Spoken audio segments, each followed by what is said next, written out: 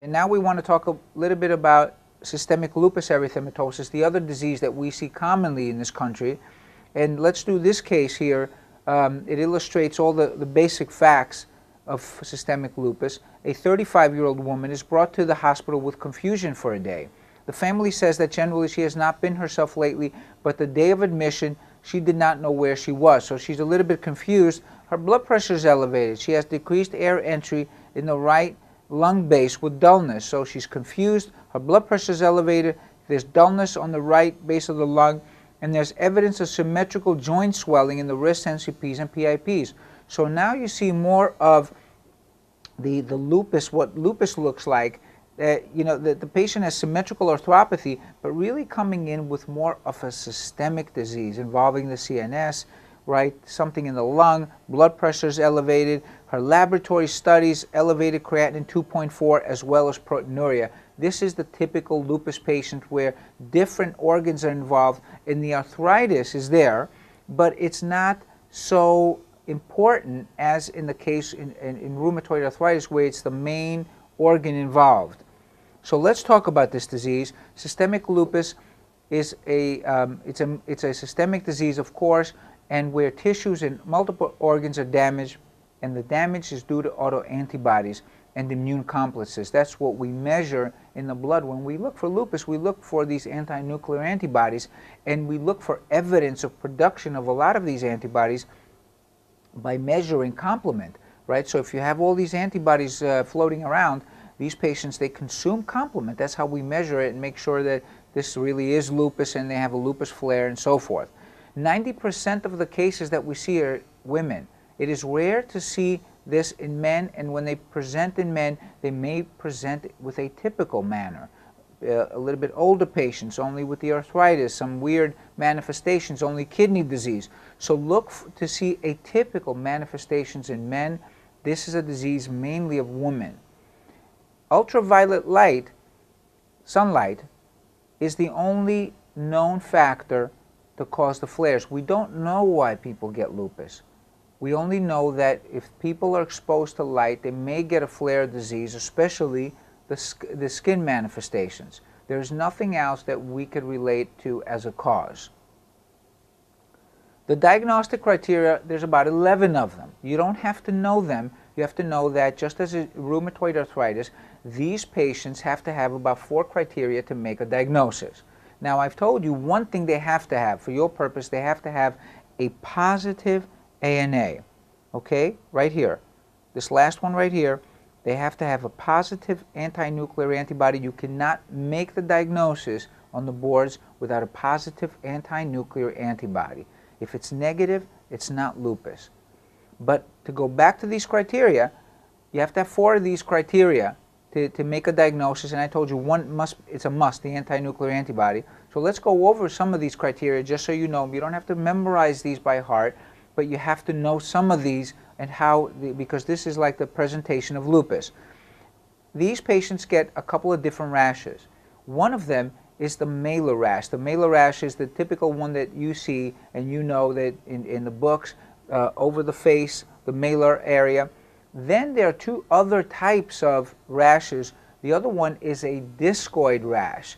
Now this is different. This is different. A discoid rash has raised edges. It's very well defined, raised edges. Now the discoid rash is very important because this is the only rash that even if it goes away, it leaves scarring. So it occurs in the face and leaves scarring. It's potentially devastating for the patient. It's usually treated with anti-malarial drugs. Then we have the photosensitivity rash. So this is the kind of rash that, one of my patients told me, well, I went out, in the sun and I got this, sunburn, but now I still have it, 2.5 months later. That's the typical photosensitivity rash. They go out, they get something that looks like a sun rash, but it doesn't go away weeks, months later. Photosensitivity rash. It's usually in the sun-exposed areas, face, arms, chest, and stuff like that. Then they develop oral ulcers. They're usually painless. Then we talked about the arthritis. What type of arthritis? Polyarticular symmetrical arthritis. Then we talked about other organs involved, like the lung, serositis, pleuritis. This patient had a pleural effusion. Pericarditis, the heart.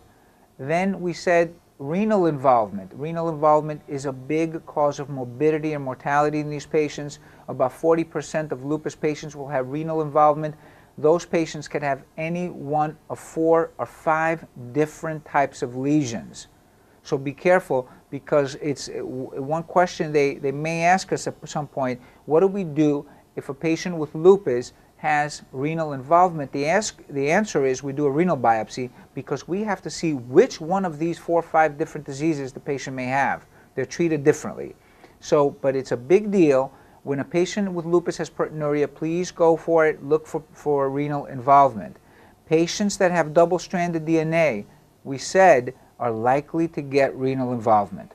They may have neurologic involvement, seizures, psychosis, CNS, altered mental status. In fact, one of the first things the patient's family complains about is, even before the onset of the rheumatic complaints, anything else, they tend to notice a change in the patient's personality. First it's subtle, then it's more evident. It's probably one of the first things that the family reports when asked. Then we have some hematologic abnormalities. For example, if these patients get antibodies to organs, well, they may get antibodies to red cells and platelets. So they develop an autoimmune hemolytic anemia, an autoimmune thrombocytopenia. This is part of the disease. They may also get even antibodies to white cells. So they may have all 3 cell lines suppressed. Immunologic disorders we talked about are the ANAs, but I wanted to point again here that the specific ANAs in this case are 2, the anti-double-stranded DNA and the anti-Smith antibody. Those are specific ones. Unfortunately, we don't find them positive in all patients with lupus, but when we do find them, it almost clinches the diagnosis. So those are the criteria.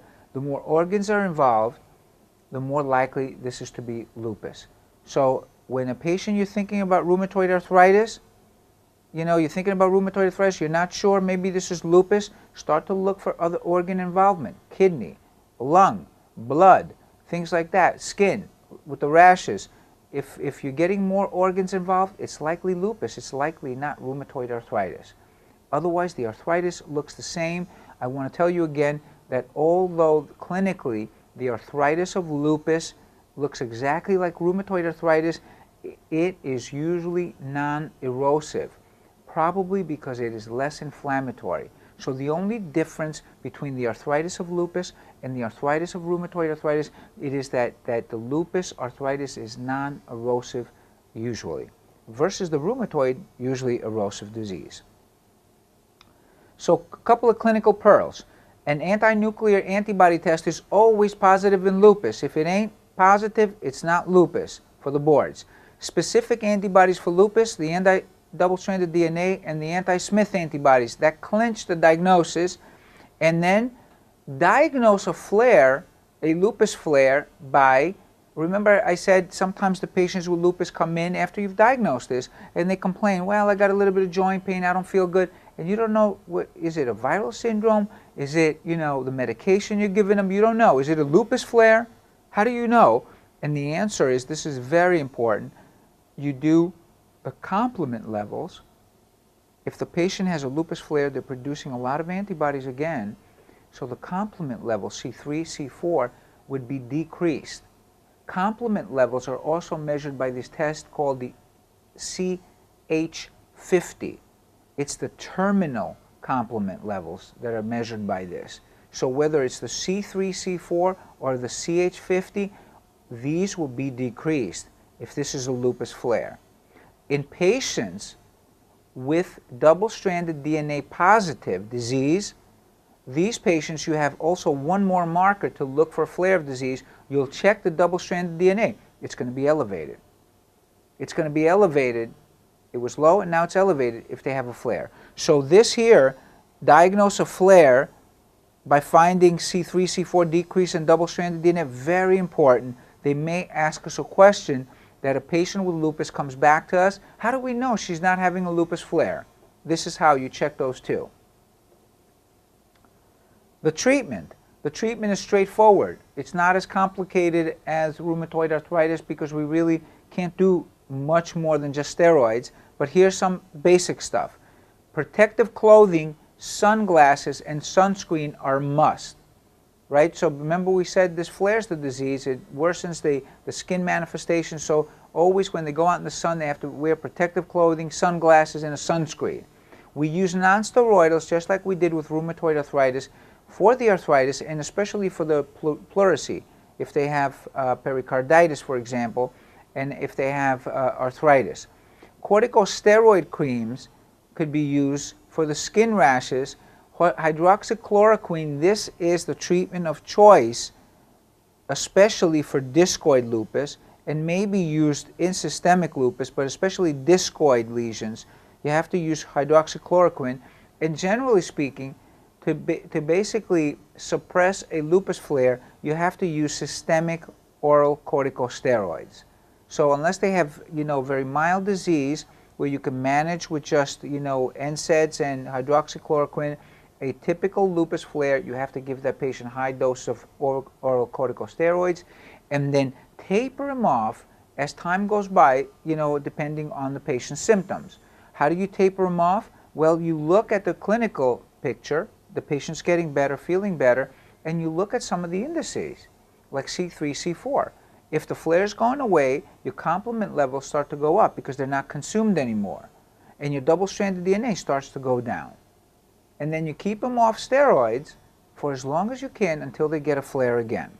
Some of the resistant forms, people are using cytotoxic drugs like azathioprine and cyclophosphamide, but these here, let me tell you, these are usually reserved for lupus nephritis. If a patient gets lupus nephritis, they usually need cytotoxic drugs. They need a biopsy before to confirm the diagnosis, but they usually need cytotoxic drugs to prevent further damage in the kidney. A couple more things. Pregnancy and lupus is a very interesting subject. It seems that the fertility rates are pretty normal. So if somebody says, I got lupus, doctor, could I get pregnant? The answer is yeah, they could probably get pregnant. The fertility rates are pretty normal. The question, does lupus worsen with pregnancy? There's old literature to say yes, it does. There's newer literature that say probably not. That has not been answered. They can't ask you that. It may not. Nobody knows the answer to that. So that's what you got to tell the patient. We're not sure about that. But the fertility rates are normal. Then the patient may say, listen, am I going to, I got lupus, but am I going to, do I have a chance of increased chance of spontaneous abortion and stillbirth? The answer is yes. A lot of these patients have antiphospholipid antibodies, and this causes placental infarcts. There's probably other reasons beyond the antiphospholipid antibody too. So they are at risk for spontaneous abortions and stillbirth beyond the hypercoagulable state. So they have to know that. Yes, the chance of becoming pregnant is about the same as the normal population, but the chance of having a normal pregnancy towards the end is less because of the spontaneous abortions. They have to know this. And then they may ask us, well, what do we screen a pregnant patient with lupus for? And the answer is we screen them for anti-Ro antibodies. Remember, this antibody is not only associated with Sjogren's syndrome, it's associated with neonatal lupus, crosses the placenta, right, and causes neonatal lupus and congenital heart block. You have to screen them for that, because if you find that, the people giving birth and stuff like that, the neonatologists, they have to know about this stuff. That concludes this section of the systemic lupus.